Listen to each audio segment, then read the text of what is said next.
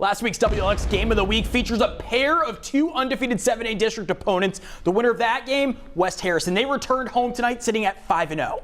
Listen, on the other side, Josh Ladner's D'Iberville Warriors brought their 5-0 record on the road for a critical clash in 7A Region 4. Potential playoff seeding on the line tonight between the third-ranked Warriors and second-ranked Hurricanes. For more on our WLX Week 6 Game of the Week, let's head out to the Tropics, where Tyler Bell has highlights and reaction from the game. Tyler. I mean, it's just one of those classics, and the massive teams coming together and clashing. And from, what I've been hearing about the other games around the coast, it definitely is going to have some implications. And I don't want to say shockwaves, but it's going to send a couple of ripples throughout the area. Let's take a look at those highlights. Game of the week, another one between undefeated opponents. Warriors get it started first. Handoff to number 34, Chan Harvey, who breaks free and whoop, hits the brakes, makes the man fall, and gets in clean for 6. Later in the first half, Hurricanes force a turnover on downs thanks to some good defense and are looking to strike with good field position. QB Demario Davies rolls out. Pass intended for Jordan Stapleton is high and intercepted by number 4, Chaston Ramsey, who takes it 20 yards. And now the Warriors are feeling the momentum. On the 1-yard line, it's number 5, Jalen Johnson. Ball knocked out, but he already broke the plane. Warriors go up 12-0. And the rest of this game is just absolute domination from the Warrior defense, completely stymieing that run game that the Hurricanes have been working with all season. Hurricanes don't get completely shut out, though. Handoff to number 3, Sean Fairley, diving into the end zone. He gets it to go, and that would be the only points on the board tonight for the Hurricanes. They do get one last attempt going downfield, and it is complete over the middle, but a big hit knocks that ball loose, and that seals the deal. Game over. D'Iberville wins this and keeps their undefeated record. Here's what Coach Ladner had to say after the win. D'Iberville football changed my life. I'm proud to be here, helping these boys believe in themselves. Tonight they believed in each other, no doubt about it. Defensively, they carried us all night. I'm proud of Coach Broussard and the staff. We didn't play our best ball in the first half offensively, but we took care of business and we did what we had to do to get a win. Fuel for both fires. If you're West Harrison, you have to come out of this and realize, hey, we're going to have to do a little bit more than run the ball to win the game. And if you're D'Iberville, you are riding high. That is a true testament of what your defense can do against a very good run game, quite frankly. A couple guys who need their flowers who didn't show up in the highlights tonight. First of all, of course, Jazeer Carter on defense for West Harrison, all over the place, making tons of tackles. He was the guy who's doing his best to hold it down on defense for the Hurricanes, as well as wide receiver Tyler Gazier. Whenever the run game quit working, West Harrison started getting the ball to him. So that's it for them. And then, of course, D'Iberville defensive back Greg Boyd, and all over the field, tons of open field tackles. So this was a good one, and live from underneath the Friday night lights, it's Tyler Bell from West Harrison, WLOX News Now.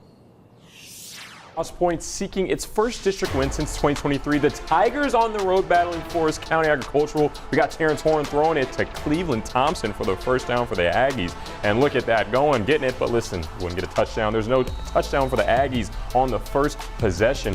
Heading over to the other side, we got the Tigers. Stevie Thames tossed it to Jaden Brown. He gets a first down, then he's pushed out of bounds. And listen, we said it the first time, guess what? There's not a touchdown either. Back to the Aggies, got a quick quarterback change to Sean Walker. He tossed it to Tyreek Britton for an Aggie first down. There's no touchdown on that possession. And listen, there's a lot of back and forth. It would go that way. We went to 5 overtimes, no scores. But listen, we got it right only 10 minutes ago.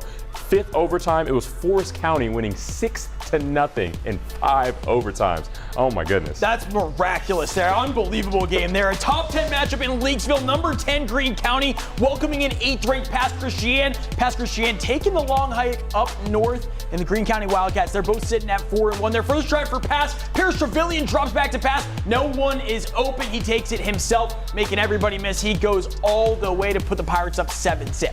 Next drive for the Wildcats, right outside the goal line. Gage Stinson hands off to Noah McLeod, who he fights in to get in, and he knocks this thing up at 7 apiece. Second quarter, Trevelyan with the ball and pass, looking to strike once again. takes the snap. He's going to zip it to Dwight Thomas for the touchdown. That puts the Pirates back on top 14-7. Wildcats looking to respond immediately. Stinson fakes it to his running back. He's going to rumble into the end zone to nothing, back up at 14-all. But from there on out, it was all Pirates who would prove to be too much up there in Leakesville as they down Greene County 28-14.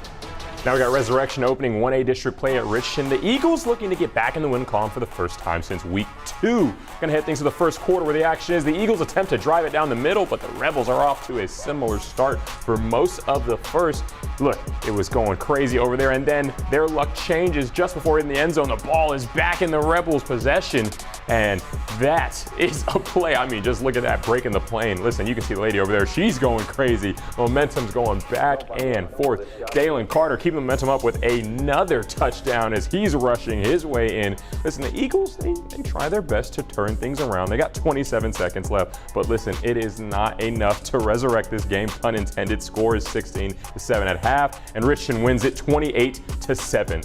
Final score. Good effort there from Resurrection. Stone and St. Stanislaus clashing in their final non-district games of 2025. We picked this one up in the second half, and the Tomcats already have 42 zip.